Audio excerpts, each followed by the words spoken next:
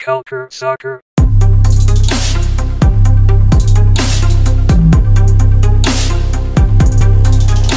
Bonjour à tous, ici Daniel Cameron pour CS à l'érable. Aujourd'hui, je suis rejoint par mon cher confrère Alex Rupert. Comment ça va, Alex? Ça va très bien, et toi? Ça va, merci. Malheureusement, Heddy n'a pas pu venir. On le salue, Heddy, quand tu vas nous écouter. Et aujourd'hui, on a un invité qui a des très, très bonnes nouvelles dans son coin de pays. Mon ami Matthew Gurley. Comment ça va, Matthew? Ça va bien, c'est une bonne nouvelle. Alors, c'est tout bon aujourd'hui. Effectivement, je suis sûr que tu meurs d'envie de nous en parler. Par contre, tu vas devoir patienter un peu. On a d'autres nouvelles. C'est tout ce qui se passe dans le soccer canadien ces dernières semaines, hein? Oui, c'est finalement beaucoup de nouvelles et des matchs enfin. So, je suis excité. C'est parfait. Donc, pour commencer, il y a eu enfin, on a attendu la liste de l'équipe canadienne et des autres équipes également pour le tournoi de qualification olympique de la CONCACAF. Donc, c'est une liste U24. On a une liste de 20 joueurs avec 3 gardiens et 17 joueurs de champ. Alex, est-ce que tu peux nous présenter les grandes lignes de cette liste? Oui, fait que finalement, on a notre alignement de 20 joueurs pour l'équipe olympique, pour la qualification pour les Olympiques. Donc, du côté des gardiens, on a Sébastien Breza de Bologne, de la Ligue italienne, la première division, accompagné de James Pantemis du CF Montréal, de Mathieu Nogueira de Maritimo, qui est le club réserve du premier club en Ligue portugaise. Du côté des défenseurs, on a Zoran Basson. Je ne sais pas si je dis bien son nom, j'ai toujours l'impression que je massacre son nom. Il a demandé à ce qu'on le prononce Zoran Basson, oui. C'est parfait. Zoran Basson, awesome. CF Montréal encore. Ensuite, il y a Derek Cornelius des Whitecaps de Vancouver, Caleb Montgomery du Minnesota United, Thomas Meyer-Giger, Pacific FC, Zachary Broguillard du CF Montréal. Et je sais que je vois déjà Adi qui va paniquer, avoir la difficulté à respirer parce que je vais prononcer le mot maudit Marcus Godinho de FSV Wico. Je pense que je massacre le nom de son club, mais c'est le retour du grand Marcus Godinho qu'on connaît pour les bons et les moins bons côtés. Ensuite, on a Michael Baldissimo des Whitecaps de Vancouver, Patrick Metcalf des Whitecaps aussi, David Norman Jr. du Cavalry FC, donc finalement un joueur de la CanPL qui se joint à l'équipe pour la qualification. Grosse surprise, on a Lucas Diaz de Sporting CP qui est le club réserve du premier club en Ligue portugaise. Donc, ça, on va en discuter, mais ça, c'est une grosse prise de l'équipe canadienne. Ensuite, on a Aiden Daniels de Oklahoma City Energy FC, Ryan Raposo des Whitecaps de Vancouver. Ensuite, on a Chris Twardek, et je vais essayer de ne pas détruire le nom de son club, Jagiellonia Bialystok. Je pense que je l'ai pas mal dit. Ensuite, on a Tajan Buchanan du New England Revolution, Jean-Yves Baloutabla de CF Montréal, suivi de Charles-Andreas Brim du Royal Excel Mouscron et finalement Theo Bair des Whitecaps de Vancouver. As-tu des effets sonores pour nous? Je les sauve, je vais les sauver, ça s'en vient. Alors, Matthew, selon toi, quelle est la plus grande surprise dans cette liste? Quel joueur que tu ne pensais pas qu'il allait être dans la liste et qui est dans la liste? J'expectais que les trois gardiens seraient tous de MLS, Hassal et Sinclair. Alors, voir Plaza et Noguera, c'était une une surprise.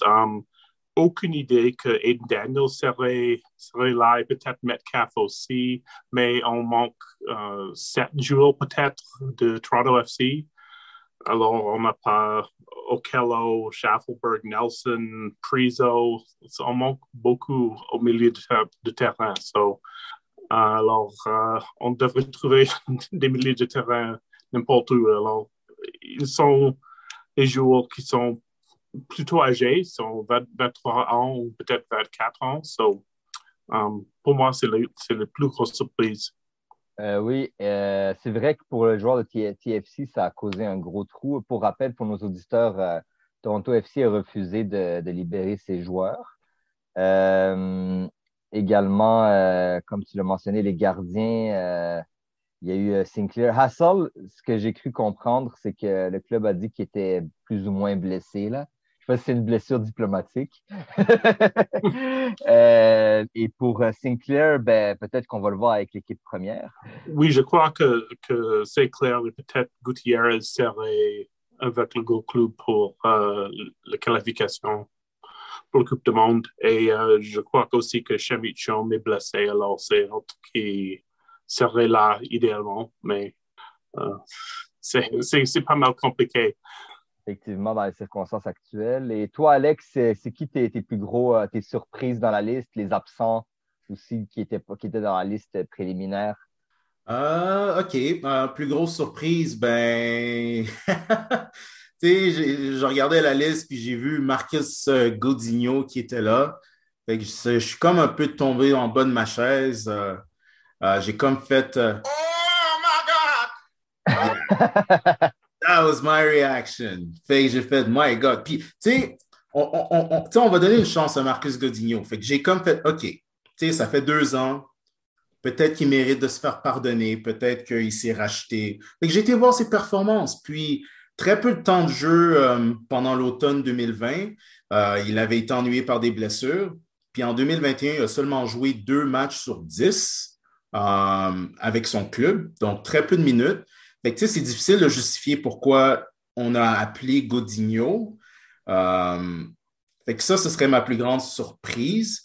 Ensuite, du côté des plus grands absents, pour moi, j'hésitais entre Tio Corbianu, parce que Tio Corbianu, il a joué énormément de minutes avec l'équipe réserve des Wolves, les Wolverhampton Wolves en Angleterre, le club réserve de la première équipe en Première Ligue. Quand même 4 buts, deux passes, 2 mentions d'aide sur 15 matchs. Puis il a été sur le banc en Première Ligue au mois de décembre. On avait même cru qu'il allait commencer. Il a impressionné incroyablement dans son entraîneur du club réserve. Un point où est-ce que même l'entraîneur a dit que, à ses yeux, Corbianu, c'était le meilleur de l'effectif, qui peut jouer à toutes les positions en avant. Fait que moi, personnellement, comme Corbianu peut jouer à droite, moi, je l'aurais mis à droite. J'aurais poussé Buchanan vers l'arrière comme latéral droit, puis ça aurait expulsé Godinho de l'alignement, mais c'est quand même surprenant. Sinon, où est-ce que ça fait mal? C'est pas juste les joueurs du TFC qui font mal au milieu de terrain, mais on a Harry Patton qui est, à mes yeux, si je regarde tout ce qu'il y avait dans la liste, c'est lui le meilleur milieu de terrain de tout ce qu'on possédait. Énormément de minutes en Écosse, solide performance, incroyable créateur de jeu. Comment dire, il crée des occasions de marquer, il a même compté, puis il joue contre des gros clubs comme Rangers et Celtic, très solide. Puis de ce que j'ai cru comprendre, c'est parce que Ross County, qui est son club en Écosse, disait qu'ils avaient besoin de lui, mais OK, fait que gardez Harry Patton, puis on regarde ce qui se passe pendant le week-end, puis il est sur le banc. Fait que c'est un peu plate, mais c'est la réalité du foot canadien. Et il faut vivre avec. Sinon, ouais, Marcus Godinho et Tio Corbianu et un peu Harry Patton, c'est un petit peu mes grosses surprises. De mon côté, dans mes surprises de ceux qui sont présents, je dirais Godinho et Balou Tabla. Même si Tabla, je l'avais mis dans ma liste, je ne croyais pas qu'il allait vraiment être dans la liste. Euh, pour les absents, ben, considérant que les gars de TFC, ça allait être compliqué et que les joueurs en Europe, ça allait être compliqué aussi, je dirais peut-être que moi, au lieu de Godinho, j'aurais appelé Abzi à gauche parce qu'à droite, Buchanan, c'était clair qu'il n'était pas venu pour jouer en défense, mais il aurait pu backer si jamais Zachary Broguillard était suspendu ou blessé. Donc, moi, je trouve que ça ne sert à rien d'avoir trois gars qui peuvent être right back à droite. J'aurais plutôt mis Abzi au lieu de Godinho, au lieu de ramener Godinho. Mais honnêtement, Godinho, on va être clair, là. S'il a été appelé alors qu'il commençait à être starter en Allemagne, et que son club est en train de jouer, il revient de blessure et tout, je pense qu'on va devoir le voir titulaire pendant le tournoi. Sinon, c'est ça. C'est surtout, j'aurais peut-être appelé peut-être Abzi à gauche. Puis en attaque, j'aurais pensé qu'un gars comme Easton Ongaro aurait pu être utile. Ça fait pas longtemps qu'il est revenu d'Europe. Il y a un profil qu'on n'a pas. Ça aurait pu débloquer des matchs, de le rentrer pour envoyer des longs ballons de la tête et tout.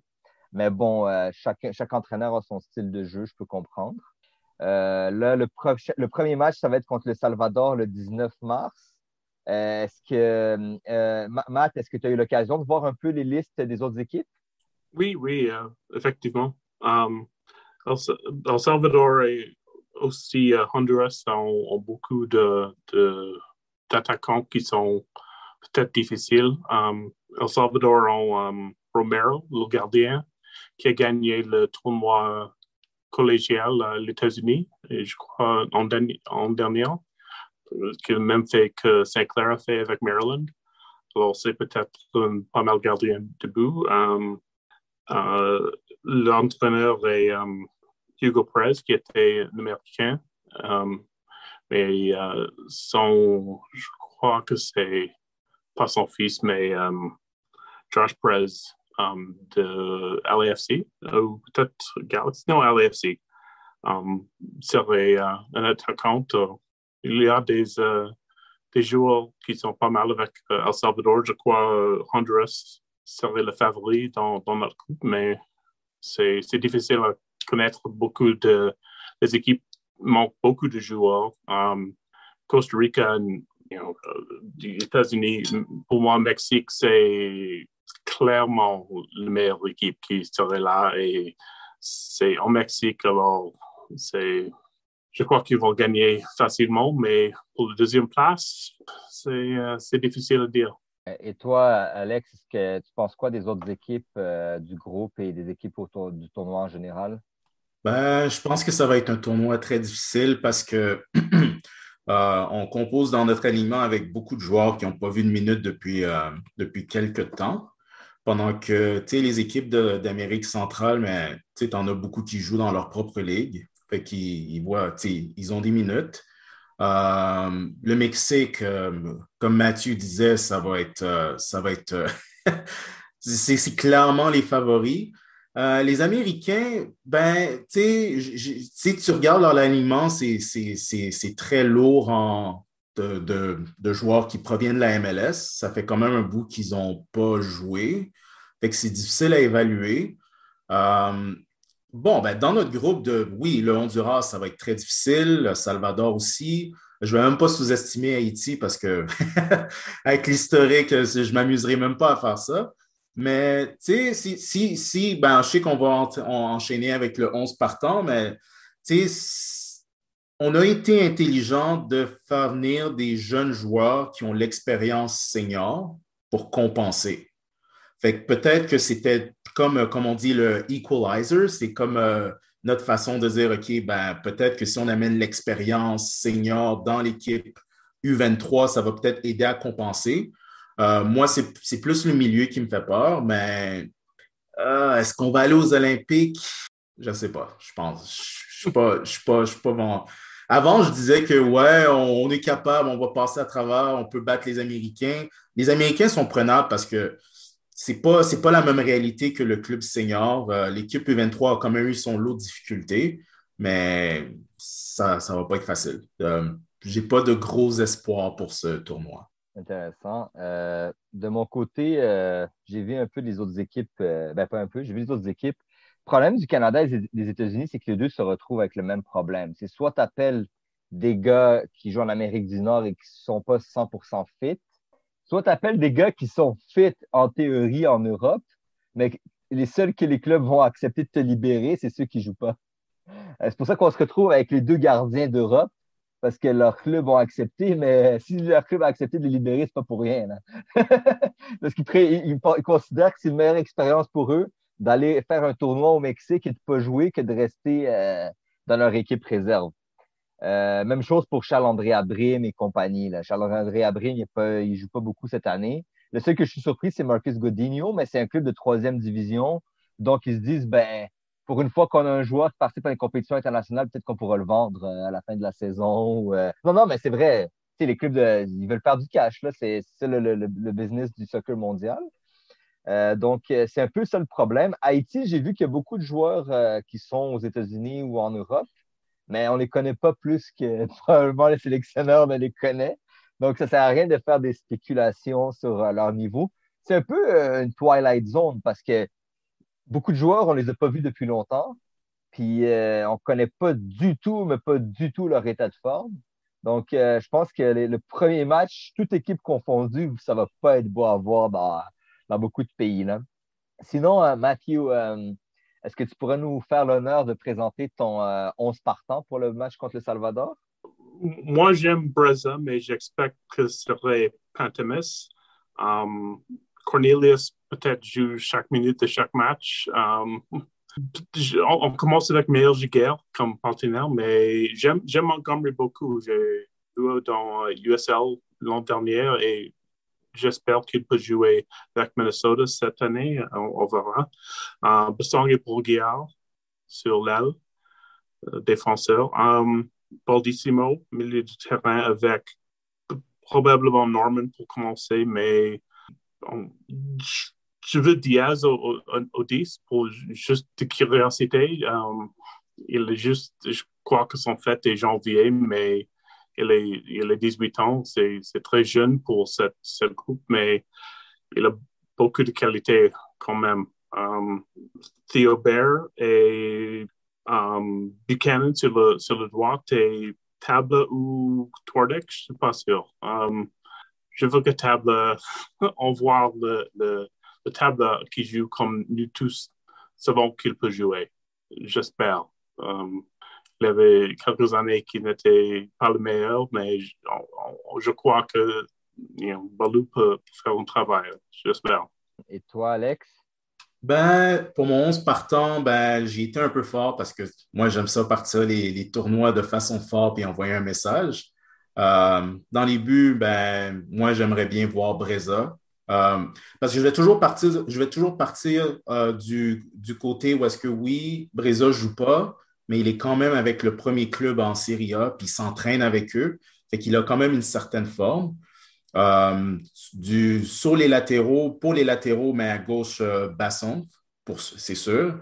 À droite, tu vois, j'hésitais parce que je pense que le Honduras sont plus dangereux. Fait que moi, je sauverais Broguillard pour eux.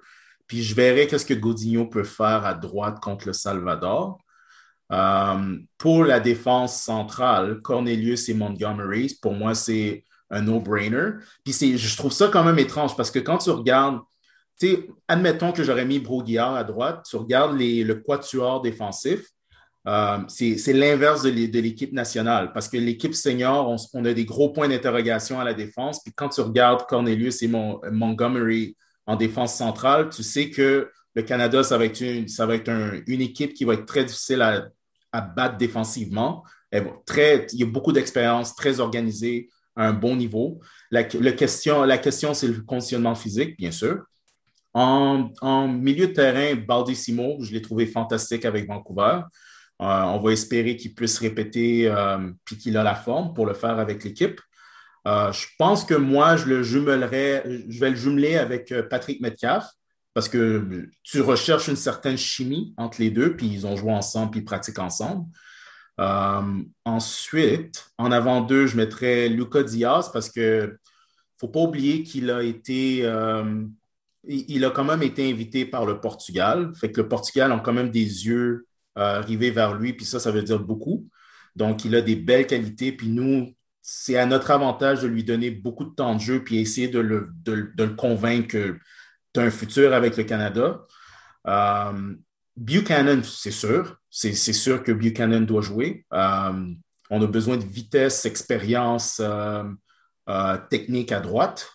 À gauche, je mettrais Jean-Yves Ballou-Tabla. Tu sais, pour Tabla, je ne sais pas si c'est entre les deux oreilles, mais il a le potentiel. Puis tu sais, il y a une époque où est-ce que quand on parlait de Tabla, on parlait de Davis. Puis il y avait une époque où est-ce qu'on disait Davis et Tabla, qui va devenir le meilleur, on n'était même pas sûr. Moi, je veux voir, si on a le Balou que Barcelone avait cru en lui, on peut se rendre loin. Mais si c'est le même Balou qui performe coup-ci, coup-ça, c'est notre trump card, comme je dis. C'est notre carte maîtresse, c'est notre meilleure chance, c'est notre arme cachée, comme je dirais. Puis en attaque, Charles-Andreas Brim, comme striker. Même raison. Oui, il ne joue pas vraiment des minutes en Belgique, mais il est quand même avec le premier club. Puis je dois assumer qu'il s'entraîne constamment pour essayer de rentrer dans l'alignement. Fait que, tu sais, entre lui et Theo Bair, qui vient juste de commencer sa pré-saison contre Brim, qui a dû se battre toute l'année pour percer l'alignement, puis il a réussi à percer l'alignement à quelques reprises.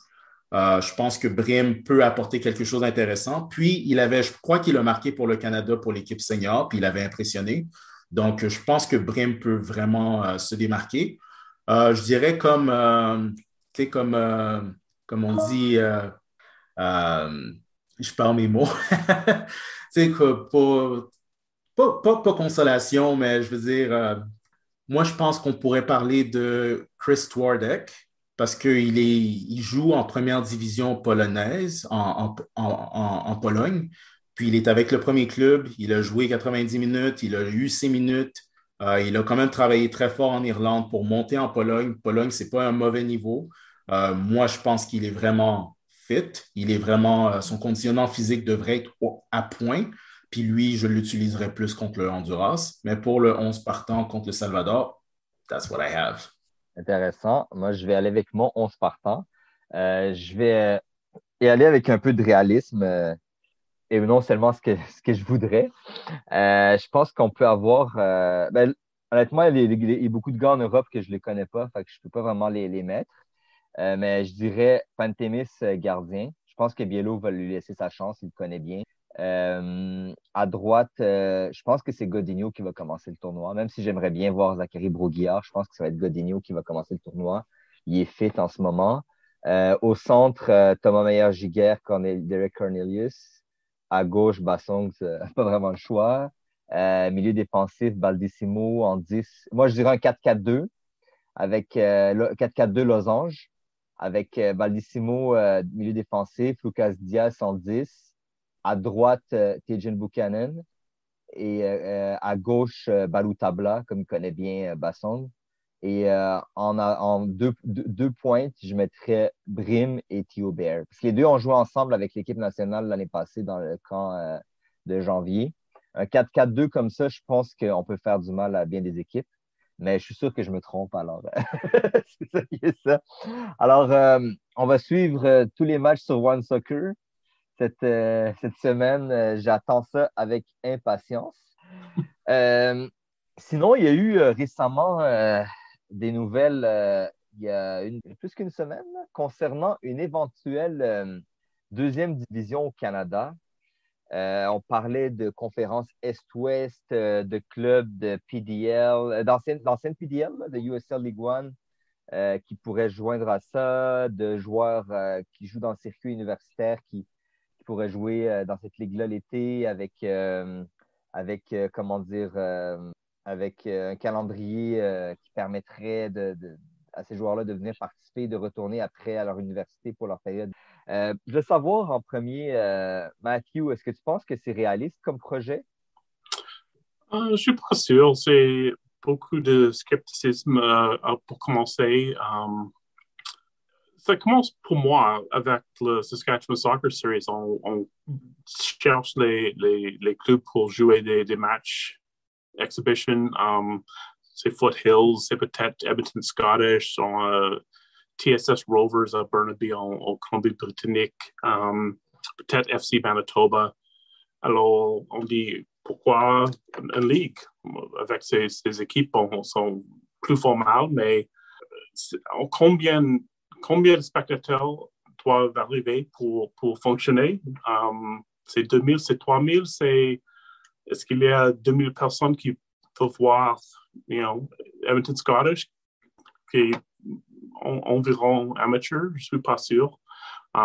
C'est difficile, on a des peines pour trouver les spectateurs pour FC Edmonton, pour Cavalry, pour les équipes CPL. So, je crois que c'est une difficile proposition. Mais qu'est-ce que tu penses qu'on a peut-être Montreal Manic, on discute que c'est peut-être serait une chose, et on a le groupe à Barrie qui cherche un peu de l'ambition.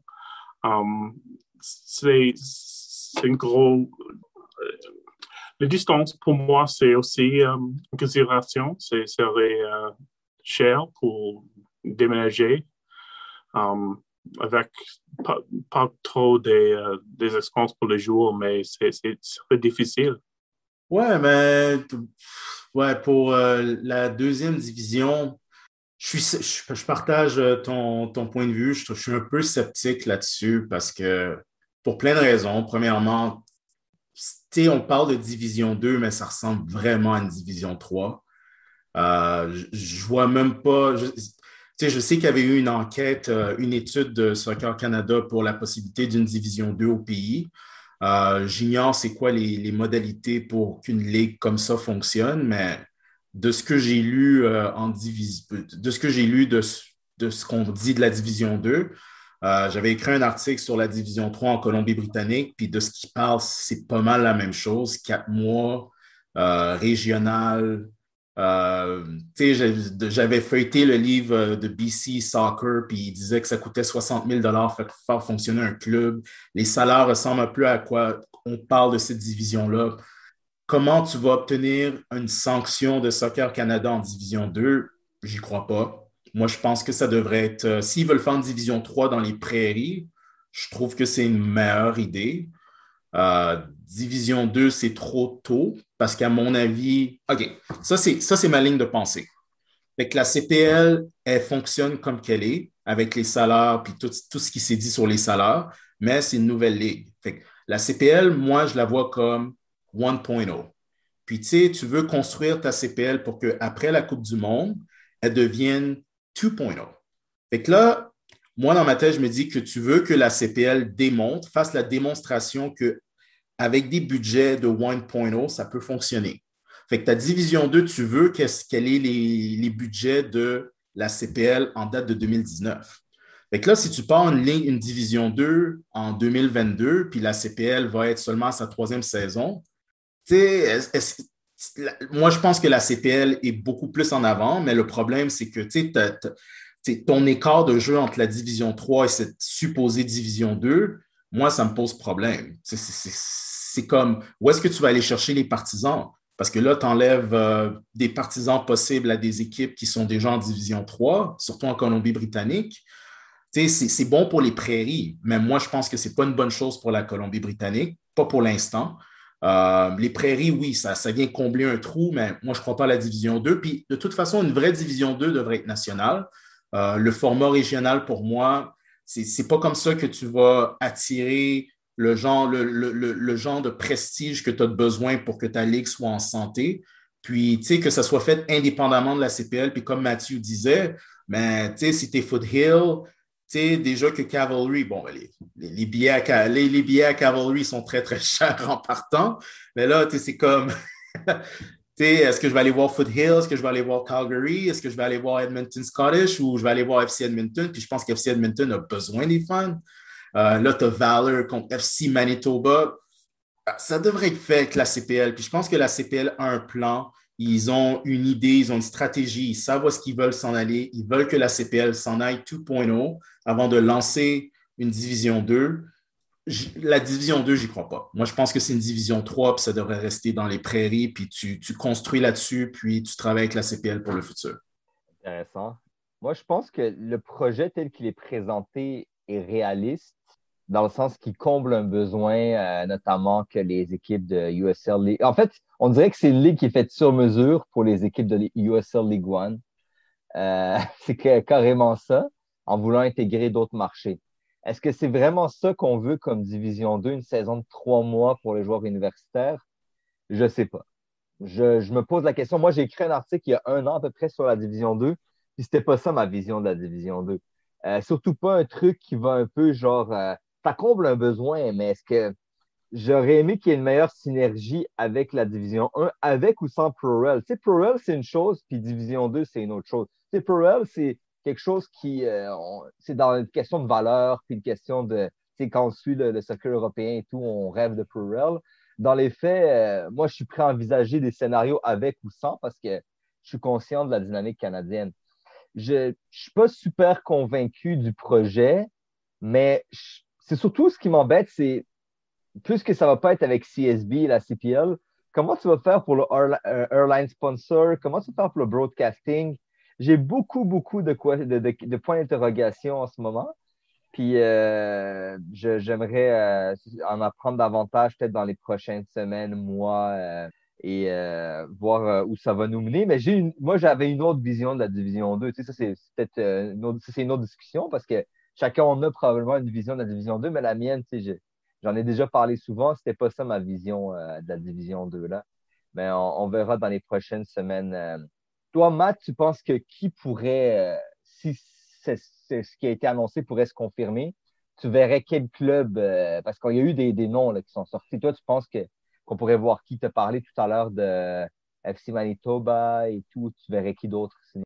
C'est spéculation, mais je crois que Joe Bellin, c'est une trop force pour la Ligue, si la Division 2. Alors, je crois que Saskatoon est une grosse ville pour le succès et je crois que l'annonce de la CPL avec on vient de Saskatoon et maintenant la division 2 dit OK, now, qu'est-ce qu'on fait maintenant? So, c'est le timing, c'est intéressant pour moi. Parce que je crois que Joe Bellin n'est pas nécessairement sûr de le succès de Saskatoon dans le CPL. Il fait les matchs exhibition. Il avait des 2500 ou 3100 personnes qui arrivent, mais c'est pas suffisant pour une équipe de CPL, mais en même temps, ce n'est pas le CPL, c'est Foothills contre Saskatchewan Select. C'est difficile de trouver des personnes qui sont intéressantes avec ce niveau de match. Est-ce que ça marchait dans les prairies? Je ne suis pas sûr. On voit League One Ontario, c'est environ de Toronto. Ça coûte, c'est pas trop cher pour déménager de Barrie à Vaughan ou quoi que ce soit, mais on va à Winnipeg à Edmonton, c'est 16 heures, je ne suis pas sûr, dans l'auto, mais c'est difficile. C'est plus gros de terrain. C'est beaucoup plus cher pour marcher deuxième division ou même division 3 comme Alex excusez, a dit, mais c'est plus facile à Colombie-Britannique, c'est plus facile à Ontario, ça serait difficile. Et si on a plusieurs équipes de CPL dans les mêmes villes, c'est quand même aussi peut-être trop difficile pour marcher. Et toi, Alex, tu verrais qui comme avec l'article qu'on a vu, les articles, il y a quand même eu plusieurs leaks par rapport à la division. Je pense qu'il y aurait qui dans le projet, dans ceux qu'on a mentionnés? Je verrais bien le Thunder Bay Chill parce que, tu sais, je suis en Ontario depuis une dizaine d'années, puis, tu sais, ma géographie est comme ça en dehors du sud de l'Ontario, mais Thunder Bay, c'est tellement loin que c'est plus proche. Thunder Bay est plus proche de Winnipeg que de Toronto. C'est à ce point-là dans le nord. Fait que je pense que Thunder Bay à Winnipeg, ça se fait quand même assez bien. Puis Thunder Bay, ils étaient en USL 1 avant de sauter la saison à cause du COVID. Fait que je pense que ce serait un bon choix. C'est un meilleur choix pour eux que d'aller en Ligue 1 en Ontario parce que ça fait aucun sens en termes de voyagement. Il faut carrément que tu prennes l'avion. Ou si tu veux te taper 12-13 heures de route, je ne sais pas combien de temps ça prend. Sinon, le FC Manitoba, ça fait du sens. Saskatchewan Series, ça fait du sens. Tu sais, au moins en attendant que le club CPL à Saskatoon lance.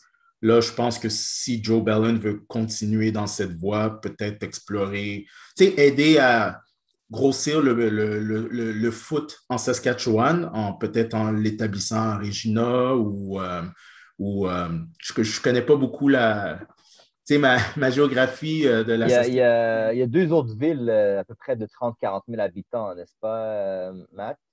Oui, mais je crois que ça serait régional Saskatoon, pas grand-chose. Moucha, Prince-Auberge, non, ça ne marche pas. Ça devrait être régional Saskatoon.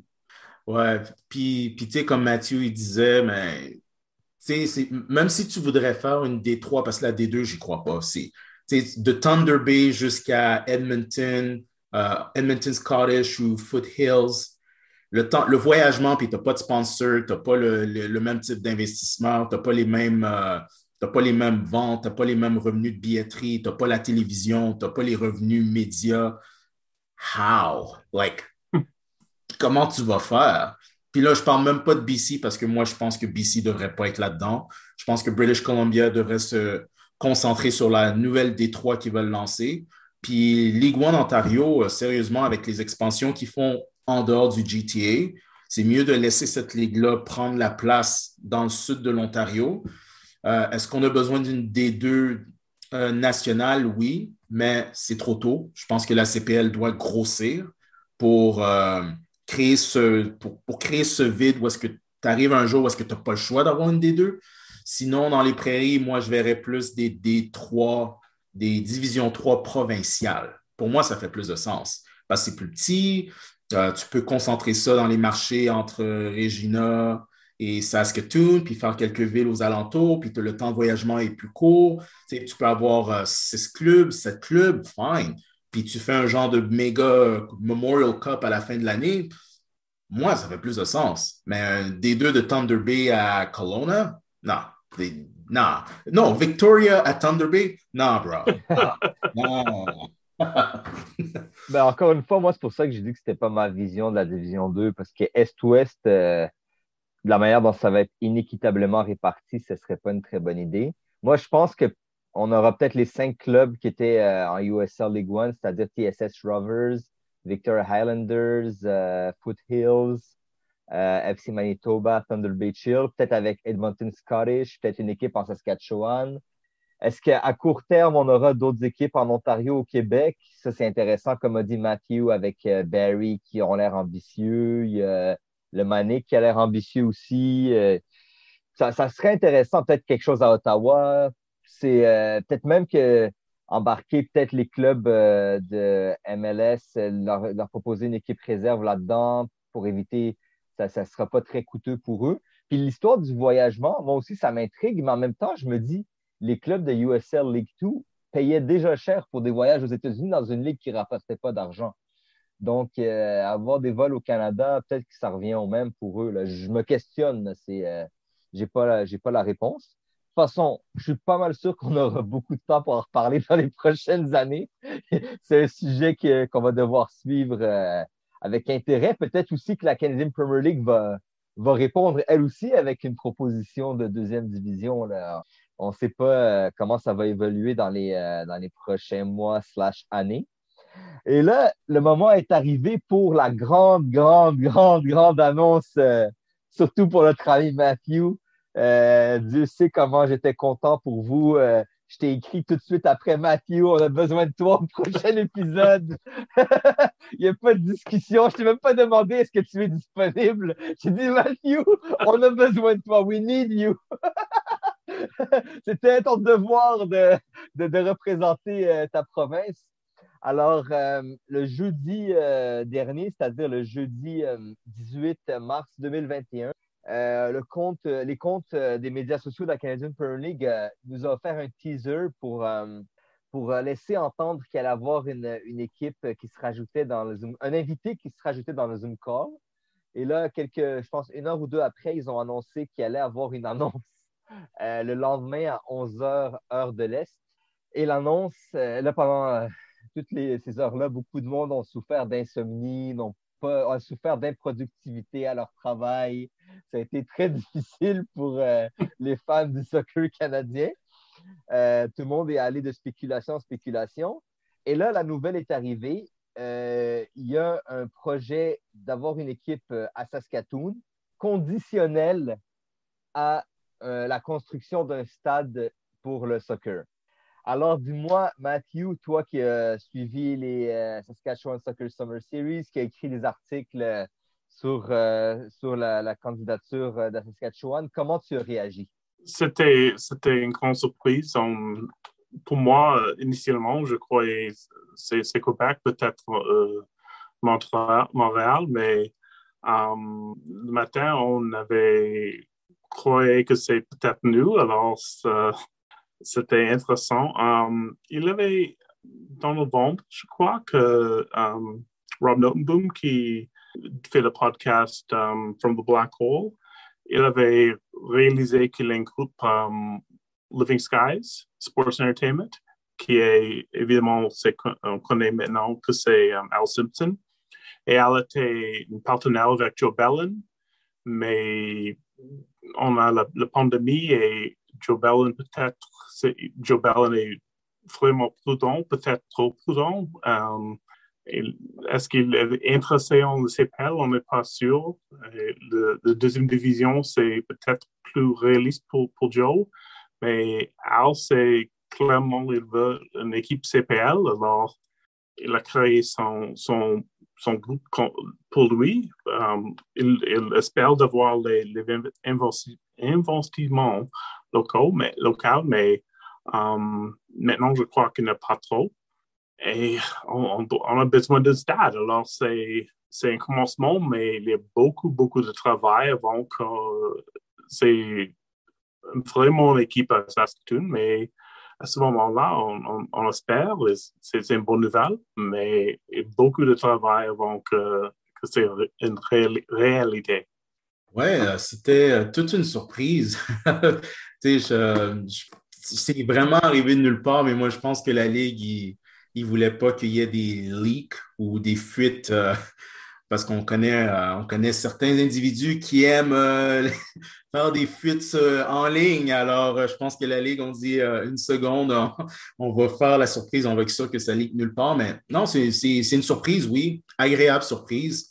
On attendait cette extension, excusez mon franglais, cette expansion de la CPL.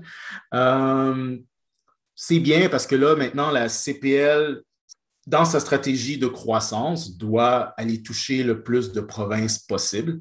Donc, en allant chercher la Saskatchewan, elle s'établit dans les prairies.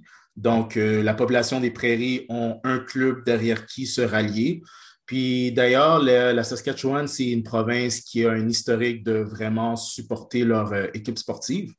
Donc, si vous regardez la CFL à Regina, c'est complètement débile.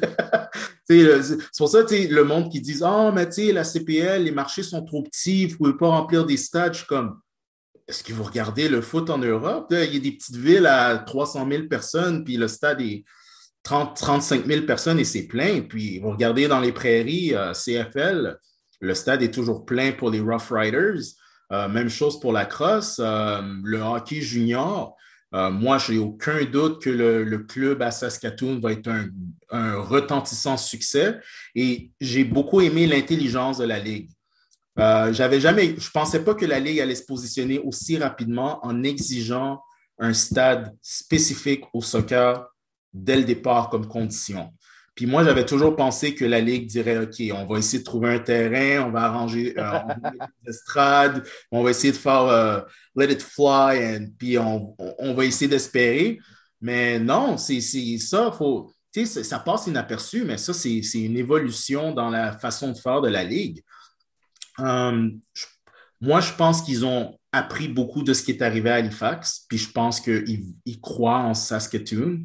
Il croit que si on peut prendre Prairieland Park et prendre l'infrastructure qui est déjà là et en faire un beau stade modulaire qui peut prendre de l'expansion avec le temps s'il y a beaucoup de fans, mais sur le bord de la rivière, c'est un beau lieu, ben, ça peut devenir le Halifax des prairies. Puis la Ligue a besoin de ce genre de victoire. Tu ne veux pas répéter des York Nine, tu ne veux pas répéter FC Edmonton, tu ne veux pas répéter les poteaux électriques à Langford.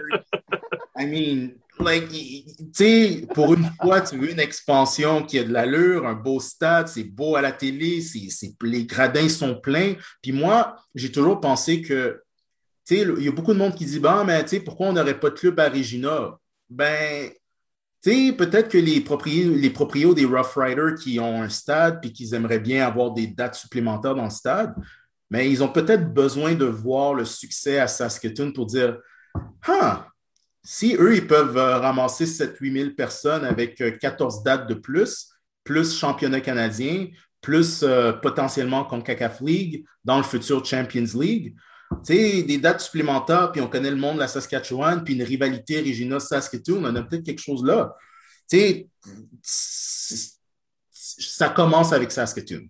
Puis moi, je pense que le succès de Saskatoon va créer une effervescence dans la province, puis il ne faut pas oublier que la réalité démographique, tu sais, la CFL puis le soccer, ça ne sert pas la même démographie.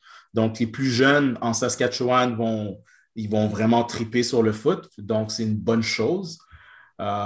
Autre commentaire, mais je pense que Mathieu va pouvoir plus toucher sur les réactions dans la communauté. Je suis un petit peu moins au courant. Je sais juste qu'il y a une opposition à cause de la course des chevaux. Puis moi, dans ma tête, je dis, ben, we're still torturing horses? I mean,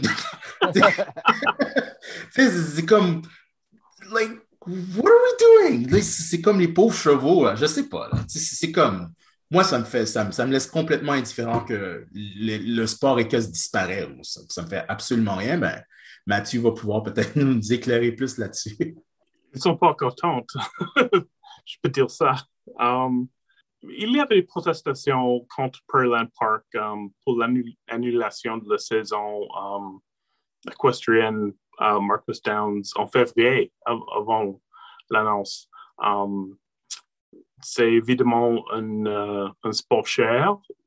Les partisans ont l'argent, ils l'envoient et il fait du bruit maintenant, mais ils ont perdu 590 000 en 2019, Pearland Park, avec les courses de chevaux. C'était avant la pandémie. Alors, je crois que c'est facile pour Pearland Park pour dire, OK, on ne va pas perdre ce niveau d'argent, mais si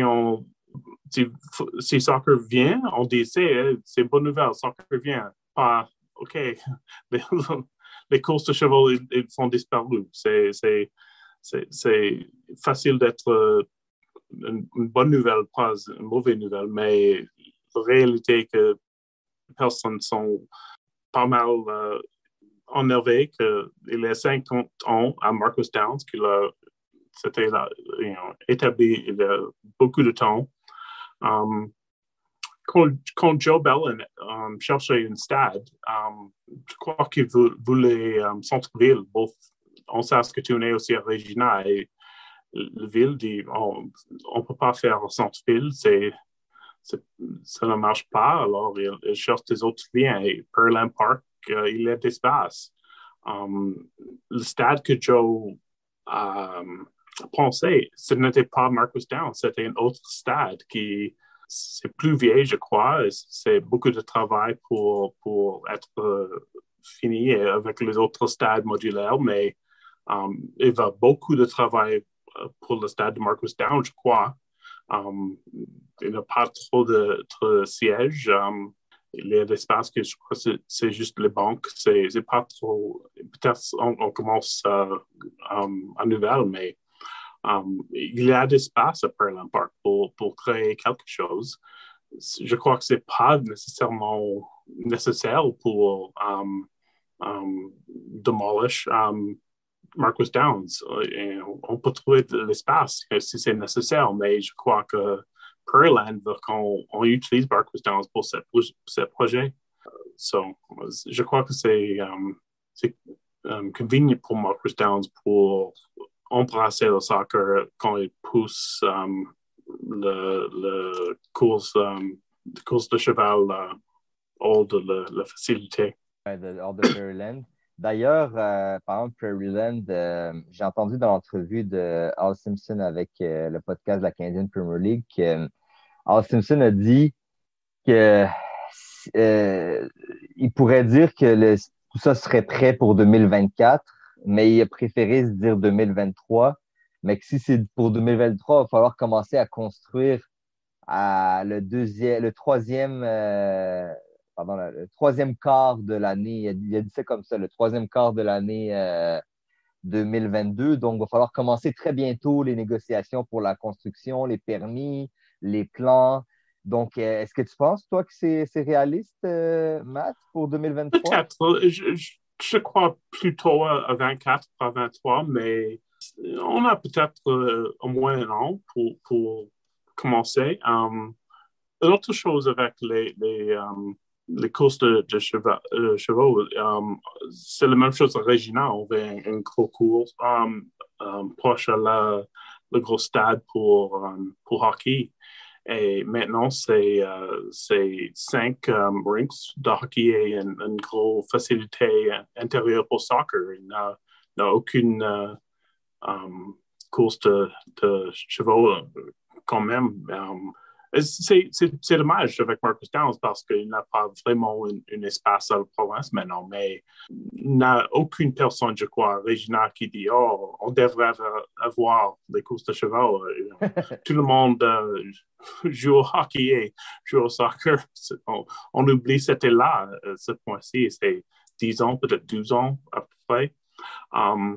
Si juste la moitié des personnes qui sont énervées et fait les sondages qu'on a besoin des cours de cheval à Saskatoon, s'ils actuellement déménagé pour être un spectateur des courses de cheval, peut-être ça serait encore toujours là, mais c'était une industrie difficile avant la pandémie. Maintenant, je crois que c'est vraiment, vraiment difficile. Mais c'est pas moi.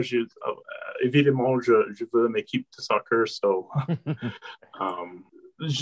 je crois que la controversie serait pas trop longue en duration, mais est-ce qu'il y a du red tape? Probablement. Est-ce qu'on peut trouver une solution dans 8 mois, 12 mois? Peut-être. D'ailleurs, j'ai vu qu'il y avait, j'ai entendu parler en fait qu'il y avait le stade de l'université qui était en rénovation, en construction à Saskatoon. Est-ce qu'il n'y a pas moyen de trouver un compromis pour ça? C'est difficile. Il n'y a pas beaucoup d'espace pour le nouveau stade pour hockey qui est à Coin et je crois pas si on fait un match de soccer et un match de hockey et peut-être les étudiants qui utilisaient l'espace pour c'est beaucoup de choses, pas trop d'espace. Et je crois que l'université n'est pas vraiment intéressée d'avoir notre groupe. Il y a aussi un track pour l'athlétisme. Oui, c'est un peu comme York 9, vraiment. C'est une situation un peu semblable et je ne crois pas l'idéal. Au moins au Prairieland, beaucoup de parking, il y a un musée au site, aussi un bar, je n'avais jamais entendu, mais je sais qu'il est là. So, il a des avantages avec Prairieland, je crois. Intéressant. Oui, c'est sûr que les stades universitaires, c'est pas toujours l'idéal, notamment parce qu'il y a plusieurs. On l'utilise pour plusieurs sports. Il n'y a pas toujours du parking. Mais en même temps, c'est parce que Prairieland, on parlait de quelques milliers de places. Pour ça qu'il y en a qui se demandaient est-ce que ça vaut la peine de construire un petit stade si on a déjà le stade universitaire. De toute façon, actuellement, on va voir ce qui va se passer dans les prochaines années parce que là, c'est 2023-2024. Entre-temps, on a le temps même d'avoir d'autres expansions. D'ailleurs, Alex, toi, est-ce que tu penses que ça va être quoi les prochaines expansions? Est-ce qu'on va en avoir d'autres avant Saskatoon, peut-être même, qui vont commencer? Ouais, ben, tu sais, je pense que la Ligue, ils ont passé à autre chose avec les calendriers, avec les chiffres impairs. Fait que si on a annoncé Saskatoon, puis on parle de 2023-2024, je pense, je vais être ambitieux. Moi, je pense qu'ils vont en avoir trois autres. Fait que je Hmm. pense qu'ils vont en avoir deux en 2022, Saskatoon 2023, possiblement avec un autre. Tu sais, on avait entendu il y avait beaucoup de reportages, de nouvelles qui disaient qu'un stade à Québec qui se travaillait, un plan pour un stade à Québec. Je pense que Québec, c'est imminent. C'est une priorité de la Ligue d'aller chercher le marché francophone, la deuxième province au pays. Tu te dois de rentrer dans cette province. Euh, Bien sûr, la grande région de Montréal qui a la moitié des habitants, est-ce qu'il y a de matière à aller chercher plus de fans du côté de la CPL? Absolument. Euh, je pense que le reste de la province, et je vais essayer d'éviter de faire le parallèle avec le hockey, mais tu sais, quand les Nordiques étaient là, c'était pas mal Montréal, Habs, puis pas mal le reste de la province, les Nordiques. Fait que je pense que tu sais, les Nordiques, je veux dire, un club de Québec a beaucoup de potentiel d'aller chercher un gros following, une grosse base de supporters. Puis je pense que c'est Québec fait en sorte que un club à Québec, les médias ne pourront pas ignorer la CPL.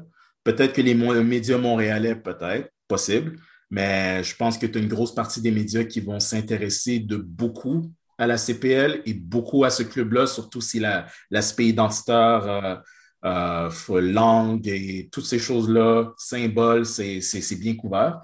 Moi, je pense que Québec est imminent.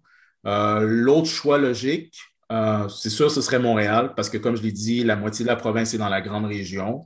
Est-ce que le CF Montréal, avec son branding réussi, qui fait beaucoup de jaloux dans le monde du rebranding, je vous garantis, messieurs, que en termes de marketing et rebranding, ça va être enseigné en école de marketing, CF Montréal. Donc, je lance des fleurs au club. Donc, moi, je pense que l'île de Montréal et la grande région de Montréal est très prenable pour un nouveau club CPL, surtout si l'aspect identitaire, il frappe dans le mille. Puis, quand on regarde qu'est-ce qui se fait ailleurs en CPL sur l'aspect identitaire puis être proche de la communauté, la CPL manque vraiment pas son coup là-dessus. Fait que moi, je pense que Montréal, c'est très intéressant. Sinon, moi, je pense que Moncton, c'est tout à fait logique. Le stade est déjà là. Tout ce que tu as besoin, c'est investisseurs, un petit peu réarranger. Si tu peux réarranger le stade pour que ça ressemble à deux, ça a la même allure que pendant la Coupe du monde des femmes 2015. Moncton, c'est presque prêt. Tu as juste besoin d'investisseurs. Moi, je pense que Moncton, tu viens de leur donner des rivaux aux Wanderers à Halifax. Moi, je pense que Moncton, c'est imminent aussi. Ce seraient mes trois choix. Intéressant. Toi, est-ce que tu penses, Matthew, qu'on va avoir d'autres annonces d'ici l'arrivée de Saskatoon ou peut-être même avant? Je suis pas sûr que ce serait avant. Je suis peut-être pas si optimiste qu'Alex, mais je crois qu'on veut les deux équipes en même fois pour avoir un calendrier égal. Um, je crois que Québec, c'est nécessaire. On dit, nous sommes une ligue nationale. C'est pas une fête avec Québec. On a besoin d'une équipe francophone.